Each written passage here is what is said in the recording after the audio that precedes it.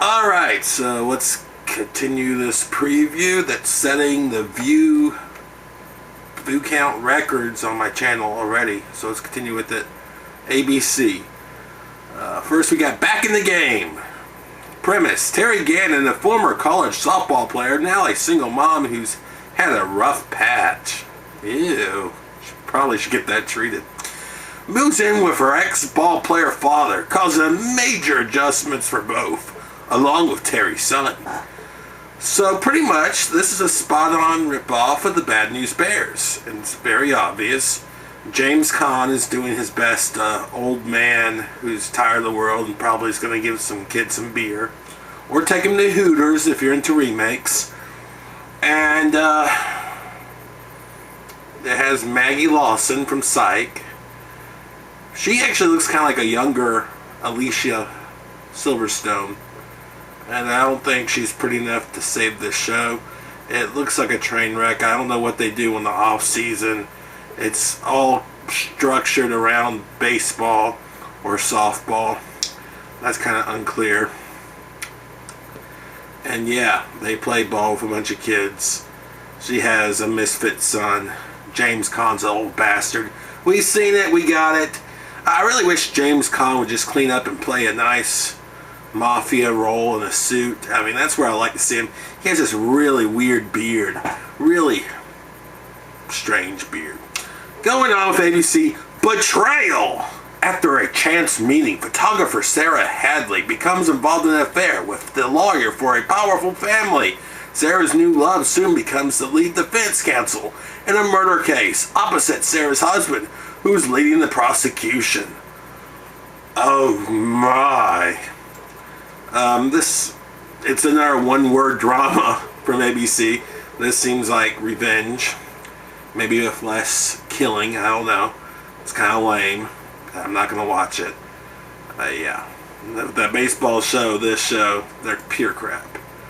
Moving along. Oh, this one's hard for me. This is ABC. This is The Goldbergs. Premise: set in the 1980s, The Goldbergs is a show about loving family like any other, just with a lot more yelling. The youngest child, Adam, captures all the craziness of his family with his video camera. So, alright, the whole movie's filmed from a little kid with a video camera. He looks like an 80s child.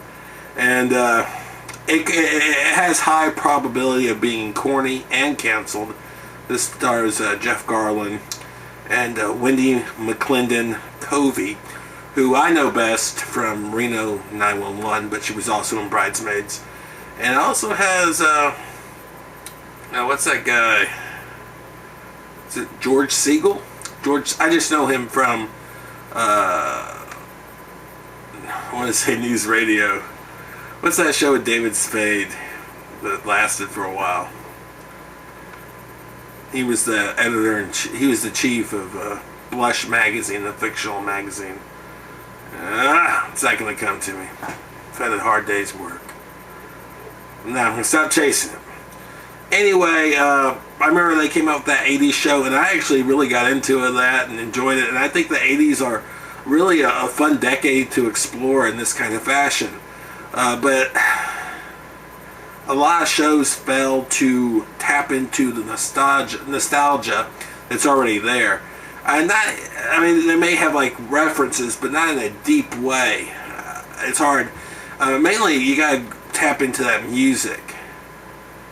God, if they had Our House for the opening theme, I'd be all over this shit. I would think they would have a guarantee shot to have a second season. Just Shoot Me's that show. But anyway, I think it's going to get canceled. It could be really bad. I do not know. I've not seen it. But I have high hopes, and I'm going to give it a shot. The Goldbergs. It could be good. It could be a train wreck. Lucky 7. Premise: a group of gas station employees play the lottery together every week, never really thinking they would win until they do.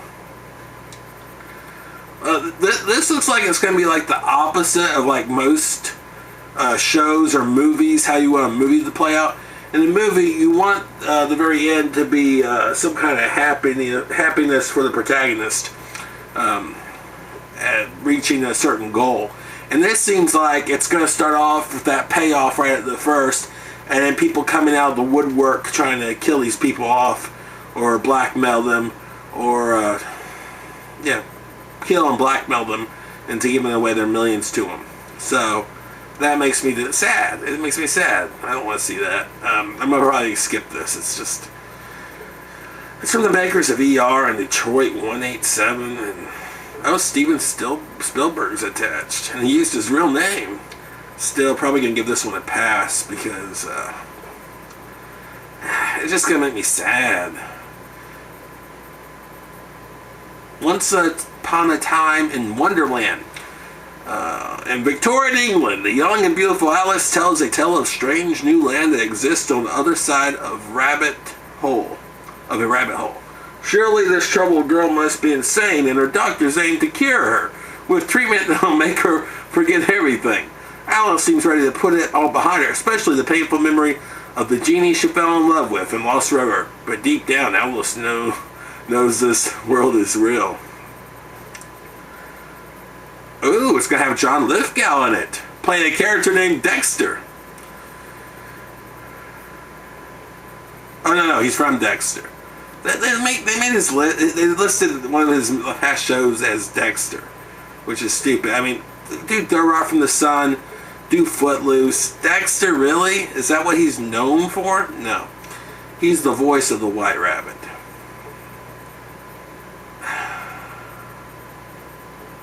And this is like a spin-off kind of Once Upon a Time. So, I don't know. It sounds crazy enough to work. I'm not sure. I kind of hate when they take something that's legendary, like the Alice in Wonderland story, and you have something about doctors trying to medicate someone out of going back to Wonderland. It just... Sometimes, the old doesn't mix with new, especially when new has kind of like a message sent to it about over-medication. I don't know. I'll probably not watch it. Marvel's Agents of S.H.I.E.L.D. Agent Phil Coulson assembles a small, highly select group of agents from worldwide law enforcement organization known as S.H.I.E.L.D. Together they investigate the strange, and the unknown across the globe, protecting the ordinary from the extraordinary. Okay, this stars Clark Gregg, who is in the I forgot their name. That damn movie. The Avengers. There we go. He was in the Avengers, and he died in the Avengers. So I'm guessing this timeline happens before the Avengers, because he's dead in the Avengers. If it doesn't, then I'm not going to even try to watch it, and I'll be pissed. But if this is before the Avengers movie, I'm on board. So it's your play, ABC. Don't you fuck me. Oh, this is really interesting. They really go out on a limb on this one. Super Fun Night. Attorney Kimmy and her best friends Helen, Alice, and Marika celebrate Friday night fun nights every week. Always just the three of them. Always inside. But when Kimmy gets a promotion, she convinces her friends to venture out into the world. And this stars Rebel Wilson, who was in Bridesmaids and Pitch Perfect in supporting roles. And this, I think she's a star in this. And if you don't know who Rebel Wilson is, she's just like this obese British chick who just kind of says some funny, stupid things, but with a really high British voice, so it sounds really posh when she's saying it, but it's something like, "Oh no, I forgot to wipe my bum." So the comedy is all in that, and I feel like that's just going to run thin really fast. I saw, they showed a clip, and she was wearing some kind of a bra with hearts on it that lit up, and it was sad that she's being forced to be this kind of prank monkey when she's a good side act. I don't think this is a show you can really force her to go out and be the star of. This just isn't the vehicle for her to use her properly, and I feel bad that they're going to misuse her in this way. And I do not think Super Fun Night will last long. Oh, this actually kind of caught my interest. Ex-party girl Kate marries Pete after a whirlwind romance and discovers she's married into a family that also includes Pete's 2 ex-wives and his 3 kids. Alright. I'm trying to see some of these names. Pretty much, this is that movie that Julia Roberts did with that redheaded lady. Not Sigourney Weaver, but the girl that's like her. Anyway, they're probably, ain't no mountain high enough. Was that Stepmother? I'm not sure, but yeah, it seems like she's going to have to try to win the kids over and appease her, what do they call, like, the new wives, the ex-wives she inherits in the equation? Is there like a, you can't, stepwife is Mormons, and that means they're still married. I don't know, she inherits ex-wives, so it's like her, I don't know what you would call them. They're not really anyone to her except for ex-wives of her husband. So she'll have to appease them and win the love of the kids. And from one of the interesting twists was one of the kids was adopted, I think, and he's this little Asian kid, and he's hilarious. This little Asian kid is very funny from the previews I've seen. He could be awful in the actual show. It could be like the advertising for 1600 Pin with Josh Gad, where you thought it looked great and it wasn't so great. But the kid seemed like he'd be really good in small dosages. And this is an interesting, it's an okay show. It's been kind of used before, but they can really explore it on a TV show and talk about it and get into the depth of a trophy wife. And this woman, though, she seems like she's not one-dimensional. She doesn't want to be just a pretty face. She wants to meld into this family unit and make it work. And I'm guessing the husband is going to be your typical kind of too busy at work, the usual character that marries a trophy wife. That's a Bradley Whitford from The West Wing. I remember he was married from the woman from Malcolm in the Middle, the mom, and he divorced her. So maybe he's actually going through this himself. I do not know. But it could be interesting. I may give it a shot. On ABC, another show called Killer Women. The only female member of the Texas Rangers deals with the boys club that doesn't want her there, but proves her worth in the field. Other Rangers have her back, though, even as she begins an affair with a DEA agent. And it stars Tricia Helfer from Battlestar Galactica. That looks awful. That looks like it's like sticking needle pins in my eyeballs. That's just really bad. The only way it can save itself, it has to be over the top, like Chuck Norris, the Texas Ranger. She has to fight a bear. She has to have the bear cubs become her new babies, and she raises them as her own. Stuff like that has to happen for this to work. It cannot just be an ordinary soap opera with the twist being that she's a girl but she's doing a man's job. It has to be crazy. Like, she never uses a gun. She just kicks stuff out of people's hands with her cowboy boots. Just windmill kicks everything, like Chun-Li. Just turns upside down, goes hi-da, and spins around and cleans house.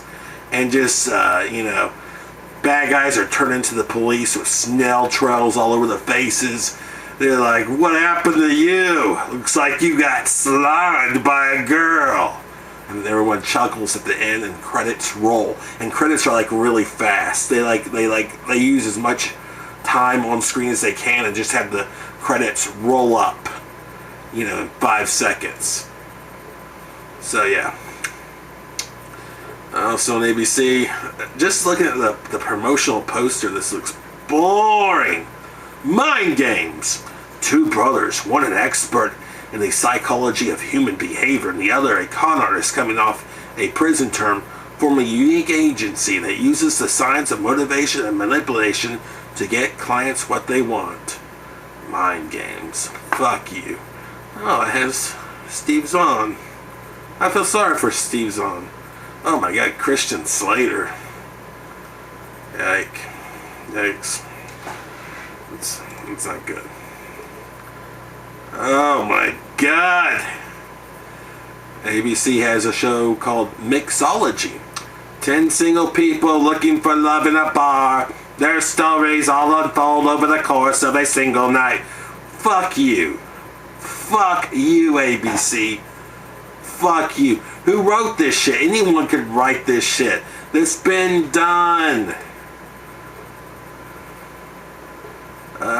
This one has my interest a little piqued, I will say. Resurrection. It has Red from that 70s show. Anyway, the people of Arcata, Missouri are forever changed when their deceased loved ones suddenly start to return, looking no different than the day they disappeared. Families are shaking as they try to unravel what's happening. I mean, it'll definitely have the shock factor of that first episode, but it really depends on how they can play it out and where they lead the first season into, and what kind of cliffhanger they leave us on going into the next. So what they really need to do is have a really cool explanation, and there's some that exist out there, so they can work with some stuff other than some kind of forced afterlife, some kind of purgatory thing like Lost did. So yeah, that does it for ABC. They had some shows that I was interested in. I mean, they're doing better than CBS, maybe even better than Fox. We'll see what they churn out this season. Hopefully, it'll be good.